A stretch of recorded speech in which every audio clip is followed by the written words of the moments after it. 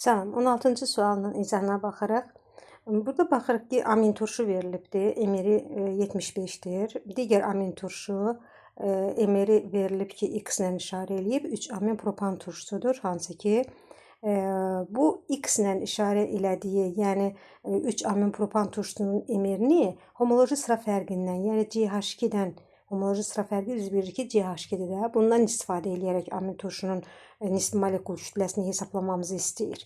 Baxırıq ki, birinci emir, yəni bu glisinlə amin turşu emiri 75-dir.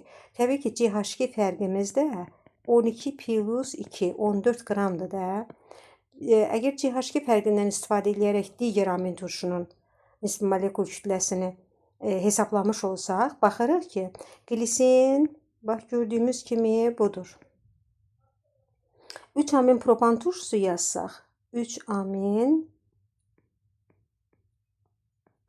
propan turşusu.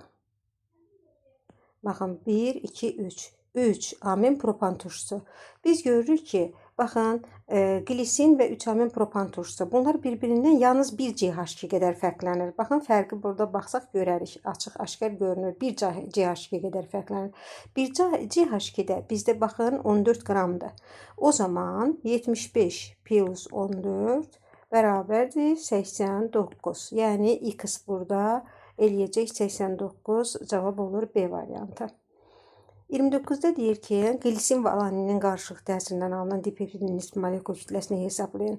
Burada heç formulları yazmağa ehtiyac yoxdur. Baxın, yazıram glisin plus alanin. Alınır nə? Təbii ki, burada dipeptid alınacaq da. Dipeptid plus 2 dənə amin turşudursa, amin turşunun sayından bir əksik, yəni 1 mol su çıxacaq. Vəssalam. Emirləri də verilib, imtahanda da bunlar veriləcək. Emirləri glisinin emiri 75 plus alanin 89. Yəni alınacaq burada dipeptid plus suyun da emiri nə qədərdir? 1 mol su 18 qramdır. Bizdən dipeptidin nisbi molekul kütləsini istəyir. Dipeptid bərabərdir 75-in üzərinə gəlirik 89, 164 eləyir. Bundan da çıxırıq 18-i eləyir 146. Cavab eləyir D variantı. 34-də deyir ki, 0,5 mol tripeptidin tam hidrolizinə neçə qram su lazımdır? Baxın, necə yanaşırıq belə məsələləri həll edəndə. Tripeptid deyir, tripeptid. Baxın, yazıram tripeptid. Düzdürmü? Tripeptiddən yadınızda saxlayın ki, bu o deməkdir ki, 3 dənə amin turşu. 3 amin turşu, tri 3 deməkdir də. Və suyun mol sayı isə amin turşunun sayından bir vahid əksik olacaq. Yəni 2 mol su çıxacaq. Bu deməkdir. İndi bizə deyir ki, 0,5 mol tripeptidin. Burada 1 mol tripeptid var. 1 mol tripeptidin hidrolizinə neçə qram gördüm ki, su sərf olundu? 2 vur 18, bu 36 qram deməkdir. 36 qram su sərf olundu. Bəs 0,5 mol tripeptidin demək hidrolizinə nə qədər su sərf olunar? Buradan da tapıram ki, 36 vur 0,5 eləyər 18 qram. Cavab eləyir 34-də C variantı. 35-də deyir ki, 2 mol tripeptidin tam hidrolizinə. 2 mol tripeptidin. Yəni reaksiya həminki eynən tripeptiddir qalır. Baxın, indi deyir ki, 2 mol tripeptidin hidrolizinə neçə qram su lazımdır? 1 mol tripeptidin hidrolizinə 36 qram su lazımdır. Baxın, buradan görünür. Bəs 2 mol tripeptidin hidrolizinə nə qədər su lazım olur? 2 vur 36 eləyər 72 qram. Cavab eləyir 35-də C variantı. 38-də deyir ki, X, Y, Z maddələri verilmişdir. Molekulunda peptid rabitələrini diqqət edin. Baxın, peptid rabitələrinin sayı deyir 1, 2, 3 şəklində verilib. Tripeptidi göstərilir. Tripeptid, bax, nə deməkdir? Tripeptid yazıram, tripeptid. Plus tripeptiddən, yəni o deməkdir ki, 3 amin turşudan əmələ gəlib və 2 mol su çıxacaq. Amin turşunun sayından bir vahid əksik. Baxın, nə dedim mən? Dedim, amin turşunun sayından bir vahid əksik su çıxacaq. Bu tripeptiddir. Ancaq peptid rabitəsi başqa şeydir. Peptid rabitəsi o amin turşu demək molekullarının arasında yaranan rabitəyə deyir. Yadda saxlayın bir qayda olaraq. Peptid rabitələrinin sayı çıxan su molekullarının sayına bərabər olacaq. Tripeptid əmələ gələn amin turşuların sayına bərabərdir. Yəni, daha doğrusu polipeptid. Yəni neçə polipeptiddə tutaq ki, neçə deyiriksə, tripeptidsə 3 amin turşudan, tetrapeptidsə tetra 4 deməkdir. 4 amin turşudan əmələ gəlir. Suyun molekul sayı amin turşu sayı ilə 1 vahid az olacaq. Eyni zamanda peptid rabitə sözünə diqqət. Peptid rabitənin sayı isə elə su molekullarının sayı qədər olacaqdır. Yəni, burada nə qədər su molekullarının sayı 2-dir. Bizdə tripeptidi deyir. Tripeptid. Elə su molekullarının sayı 2-dirsə, deməli peptid rabitənin sayı da 2 olacaq. Baxın, 2-də kimdədir? Yalnız Y-də cavab olacaq 38-də C variantı. 54-də deyir ki, makromolekulunda 5 kükürt atomu olan zülalın orta molekul kütləsi 20.000-dir. Zülal molekulunda kükürdün kütlə payını müəyyən edin deyir. Baxın, 5 kükürt atomu. 5 kükürt emeri verilibdir burada. Baxın 32-dir. 5 vur 32 neçə eləyir? 160 qram deməkdir. Deməli 5 kükürt atomu 160 qram deməkdir. Zülalımızın nisbi molekul kütləsi neçədir? 20.000. Zülal molekulunda kükürdün kütlə payını istəyir. Vəssalam. Kütlə payı kükürt bərabərdir. Nə qədərdir? 160 neçədə? Zülalda 20.000 verilib burada. Vur 100 bərabərdir. 2 sıfırı atıram buradan. 160 böl 200. Bu da eləyər 0,8. 54-də eləyəcək cavab C variantı. 70-də deyir, amin sirkə turşunun əmələ gətirdiyi tripeptidin nisbi molekul kütləsi neçədir? Amin sirkə. Baxın, amin sirkə veribdir burada. Emeri 75-dir. Tetrapeptid. Bura diqqət eləyin. Tetrapeptid deyə görən kimi, bax, mən necə yazıram? Baxın, görürsünüz, birdən hardan başladım? Gəldim. Tetrapeptid yazdım, eləmi? Tetrapeptid neçə dənə amin turşudan, 4 dənə amin turşudan əmələ gəlib. Neçə dənə su çıxacaq? Amin turşu sayından bir dənə əksik, yəni 3 mol su çıxacaq. İndi bizdən əmələ gələn həmin bunun tetrapeptidin nisbi molekul kütləsini istəyir. Aşağıdan yazıram. 4 dənə amin turşu. Amin turşunun emiri 75-dir. 4 vur 75. Tetrapeptid plus 3 mol su nə qədər eləyir? 3 vur 18. 54 qram. Tetrapeptidin nisbi molekul kütləsi tetrapeptid bərabərdir. 4 vur 75. 75-i vururam 4-ə. Eləyir 300. 300-dən də çıxıram 54-ün. Deməli, bu da eləyir 246. Cavab eləyəcək 70-də Y variantı. 75-də deyir ki, deməli, 70-ci sualda Y variantı oldu. 75-ci suala baxırıq. 0,6 mol amin sirkə turşusu ilə reaksiya daxil ola biləcək 7,3 faizli xlorid turşusu məhlulunun kütləsini hesablayın deyir. Nə deyir? Bax, amin sirkə turşusu yazıram. Amin sirkə turşusu. Aha.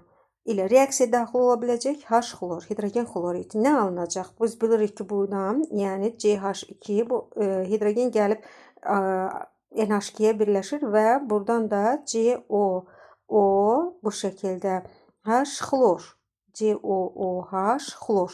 Bax, bu şəkildə demək ki, birləşmə əmələ gəlir. Nə oldu burada?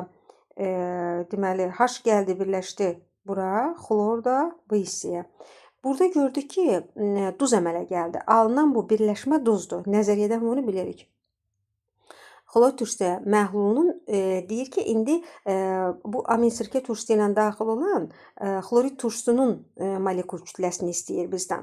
1 mol baxıram ki, amin sirkə turşusu neçə qram emerini verib 36,5 qram turşu ilə reaksiyaya girir, xlorid turşusu ilə. Bəs 0,4 mol nə qədər girər? Baxın, nə ilə? Məhlulun kütləsini istəyir bizdən. Məhlulun kütləsini. Məhlulun kütləsini tapmaq üçün, yəni neçə qramdan getdiyini bilməliyik ki, məhlulun da kütləsini oradan tapacağıq indi. Deməli, 0,4 molun nə qədərlə getdiyini 0,4-ü vururam 36,5-ə. Bu eləyir 14,6. 14,6 qram H-xloridlə girməlidir bu. İndi 14,6 qram nədir? Hidrogen xloridin özünün kütləsidir. Faizi nə qədərdir? Baxın, 7,3 faiz yazır. Faiz bərabərdir. 14,6 qram xlorid turşusudur. Məhlulun kütləsini istəyir. Aşağıdan məhlulun kütləsi M məhlul yazıram. Axı, aşağıda həmişə məhlulun kütləsi olur. Vurulsun 100%. Bərabərdir. Buradan hesablayıram ki, deməli, yuxarı çıxsa 14, 6, 0, M məhlul. M məhlul 7,3 M məhlul bərabərdir 1460. M məhlul da bərabərdir 1460-ı bölürəm 7,3-ə. Bu da eləyir 200, cavab olacaq C variantı. Bu məsələni deməli daha rahat, yəni bu şəkildə də eləmək olar. Yəni kimə necə, yəni rahat da elə işləyə bilər. Baxın, deyir 7,3 faizli xlorid turşusu məhlulunun kütləsini hesablayın. Eləmi? 0,4 mola 7,3 faizli xlorid turşusunun məhlulunun kütləsini deyir. Bu nə deməkdir? Yəni o deməkdir ki, 7,3 üçün nə qədər, neçə qram bilmirəm axı məhlulun kütləsi nə qədərdir, amma 7,3 faizlidir. Tutaq ki, m qram 7,3 bölürəm 100-ə. Bu da eləyir 100-ə böləndə 0,073 m. Vəssalam. Bax, burada yəni bu kütlə bu qədərdir də. 0,073 m yazacağam. Bu şəkildə tənasübümə, yəni bir tənasüblə rahatca həll eləyəcəm. Deməli, 36,5-i vururam 0,4-ə. Bu eləyir 14,6 bərabərdir 0,073 m şəklində. M də bərabərdir. 14,6-nı bölürəm 0,073-ə. Bu da yenə eləyəcək 200, cavab eləyir 200 C variantı. Vəssalam, bu şəkildə. Yəni kimə necə rahatdır işləyə bilər. Mən iki yolda göstərdim. 76-da deyir ki, 200 qram deməli 7,3 200 qram 7,3 faizli xlorid turşusu neçə mol amil sirkə turşusu ilə reaksiyaya daxil olar? Yəni bu əksinədir. Baxın, görürsünüz, bayaqki məsələnin tərsidir elə bil ki. 200 qram 7,3 faizli xlorid turşusu məhlulu neçə mol amil sirkə turşusu ilə reaksiyaya girər? Baxın, burada görürük ki, 200 qram 7,3 faizli xlorid turşusu, yəni neçə qramdır? Gəlin onu tapaq. 200 qram 7,3 faizli bölürəm 100-ə tapmaq üçün 2, 7,3-ü vururam 2-yə. Bu eləyir 14,6. 14,6 qram. 14,6-nı yazıram xlorid turşusunun aşağısından. Zaten bizdən soruşur neçə mol amil sirkə turşusu? X mol bərabərdir. Yəni X buradan bərabərdir. 14,6-nı böləcəm 36,5-ə. Bu da eləyir 0,4. Görürsünüz, bax, bayaqki məsələnin bunun əksi olan bir məsələdir. 0,4 ilə bu məsələdən tapdıq. Cavab eləyir B variantı. 78-də deyir ki, deməli, maddəsi hər hansı maddəsi üçün hansı ifadələr doğrudur? Bu hansı maddədir? Baxın, adlandırsaq bunu, bax bu şəkildə 1, 2, 3, yəni 2 amin propan turşusudur. Və yaxud da buna deyirik, deməli, alfa alanindir, alanin də deyirik. Zülalların tərkibinə daxildir deyir. Yəni əgər demək zülalların tərkibinə biz bilirik ki, alfa beta qamma ilə işarə eləsək, alfa alanindir bu. Zülalların tərkibinə alfa amin turşular daxildir. Demək ki, bu doğru ifadədir. Bu da alfa alanindir. Suda məhlul lakmusu qırmızı rəngə boyar. Xeyr, burada bir amin, bir COH karboksil qrupu var. Yəni mühit neytraldır, bu səhvdir. Propan turşusu ilə amoniakın reaksiyasından alınır. Propan turşusu ilə amoniakın reaksiyasından xeyr, bu alınmır. Yəni demək ki, propan turşusu ilə amoniakın reaksiyasından bu alınmayacaq. Turşu, qələvi və spirtlərlə reaksiyaya daxil olur. Bəli, doğrudur. Biz bilirik ki, amin turşular amfoter xassəlidirlər. Həm turşuların, həm də əsasların reaksiyaya daxil olduğu reaksiyalara daxil olurlar. O cümlədən turşu, qələvi, spirtlərlə reaksiyaya daxil olurlar. Burada cavab eləyəcək 1 və 4 cavab elədi Y variantı. 93-də deyir ki, birləşməsi hansı doğrudur birləşməsi üçün? Molekulunda 3 asimetrik karbon atomu var deyir. Baxın, asimetrik nə deməkdir? Biz bilirik ki, asimetrik karbon 4 tərəfdən də fərqli qruplarla birləşsin. Baxın, buradakı birinci karbona baxsam, heç buna baxmağın mənası yoxdur. Çünki baxıram ki, hər tərəfdən bu eyni hidrogen atomları ilə əhatə olunmuşdur. Ona görə buna baxmayacağım.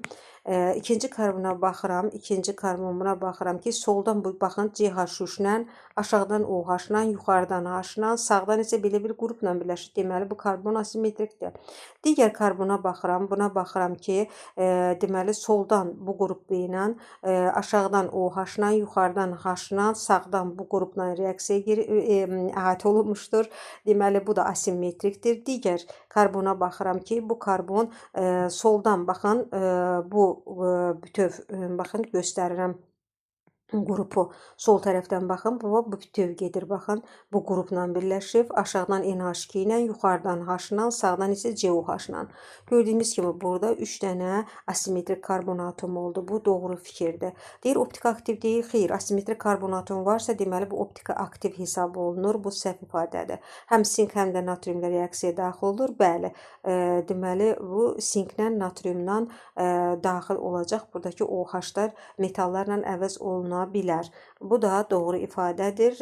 Doğrunu soruşur bizdən. 1, 3 cavab olacaq A variantı. 94-də deyir ki, doymuş alfatik monoamin molekulunda karbon atomlarının sayı eyni molar kütlələr və doymuş 2 atomlu spirtlərlə müqayisəsinə verib. Alfatik monoamin, yəni monoamin formulu bax bu şəkildə yazsaq, CnH2n plus 1NH2 molekulda karbon atomlarının sayı n olan, bir də doymuş 2 atomlu spirtlər. Spirtlərin ümumi formulu 2 atomlu spirtlərini CnH2n plus 2O2 şəklində yazıram. Deməli, aminin emerini hesablayıram. Burada 14 plus 14, 3 də burada 17, 14n plus 14, 3 də burada 17. Yəni, bu 14n plus 17-dir. 14n plus 17 oldu. Spirtinki isə 14n plus 32, bu 2 də bu 34. Bu M-lə işarə olunubdur. Gördüyümüz kimi baxın, molar kütlə. Yəni M-lə müqayisə eləmək, yəni X nə qədər olar? Baxın, bu ifadəni, bunu rəqəmi bundan necə ala bilərəm? Yəni M-in üzərinə 17 gəlsəm 34 eləyəcək də. M plus 17 cavab eləyəcək D variantı. 97-də deyir ki, baxırıq ki, burada sirkə turşusu verilib, xlorla təsir eləyir, nə alınacaq? Gəlin gedək mərhələlərlə.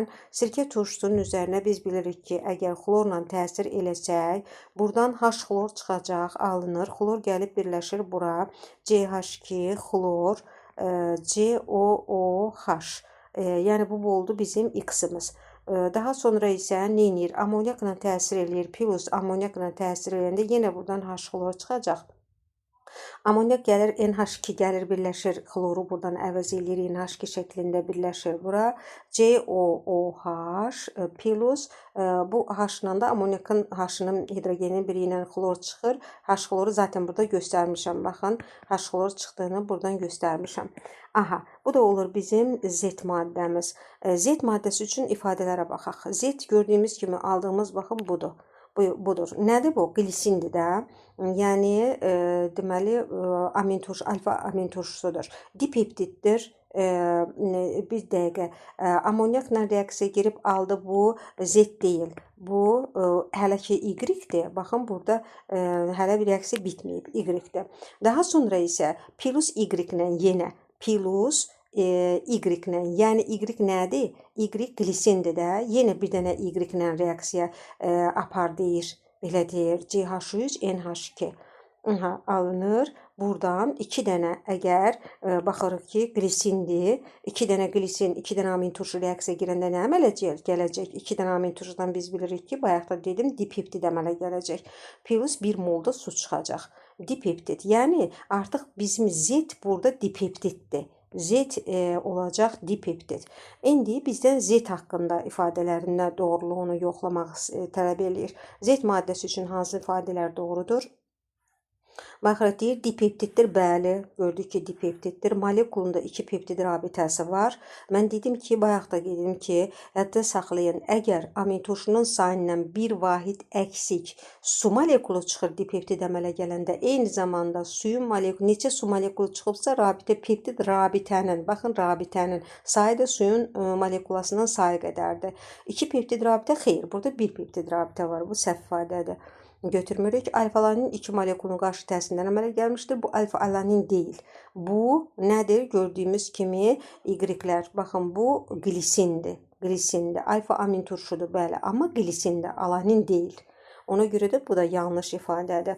Deməli, doğrunu soruşur bizdən. Doğru oldu. Yalnız bir C variantı.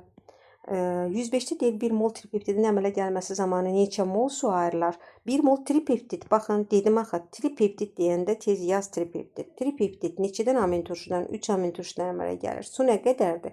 Amin turşunun sayından bir vahid az, 2 mol su alınacaq.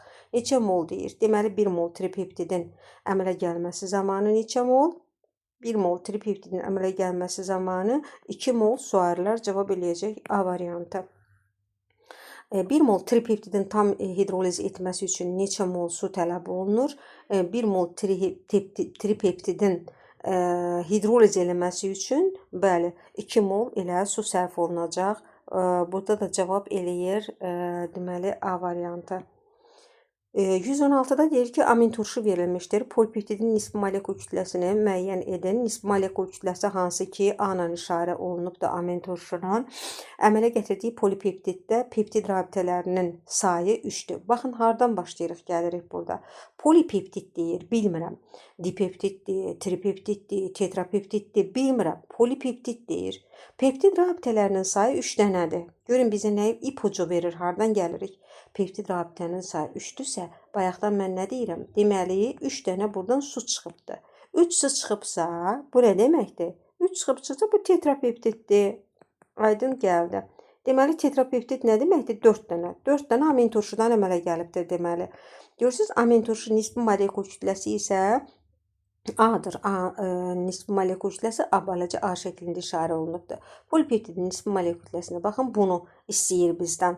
İndi necə tapaq? Yəni bunun molekul kütləsini tetrapeptidin nisbi molekul kütləsi bərabərdir. 4 amin turşu, yəni amin turşunun deməli nisbi molekul kütləsini A şəklində verib 4A minus nə çıxacam? 3 dənə 3 vur 18 54 eləyir də 54. 4A-dan çıxacam 54-ün. Tetrapeptidin olacaq nisbi molekul kütləsi. Bu da eləyir B variantında öz əksini tapacaq. 117-də deyir ki, reaksiya daxil olan amin turşular glisindir. Bir dənə də X glisin adını elə belə yazmağa, formulu yazmaya ehtiyac yoxdur. Plus bir dənə də X amin turşusudur. Hansı amin turşusudur bilmirəm. X ilə işarə ediblər. Alınan dipeptid alınıb. Görürsünüz, dipeptid. Emeri də 146-da qeyd ediblər. Aha, plus dipeptiddən nə olacaq? 1 mol su çıxacaq da. Bayaqdan deyirəm. X-in nisbi molekul kütləsini müəyyən edin deyir. Bu glisinin emerini bilirik. 75-dir. Plus X-i mən tanımıram. Bilmirəm hansı amin turşudur. X-lə işarə edəcəm. Dipeptidi verib 146-dır. Plus 18-də suyumuzdur. 1 mol çıxıb axı. Hər şey var və salam. X-in nisbi molekul kütləsini tapacağam. X buradan bərabərdir.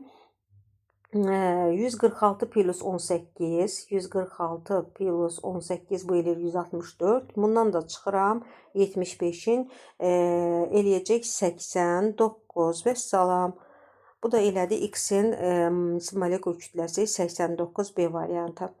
120-də deyir ki, maraqlı məsələdir. Molyar kütləsi M olan doymuş bir əsaslı karbon turşusundan, görün hardan başladıq? Doymuş bir əsaslı karbon turşusu. Bir əsaslı karbon turşusunun ümumi formulu CnH2nO2 şəklindədir. Alınan, yəni karbon turşusundan alınıb monoamin monokarbon turşusu.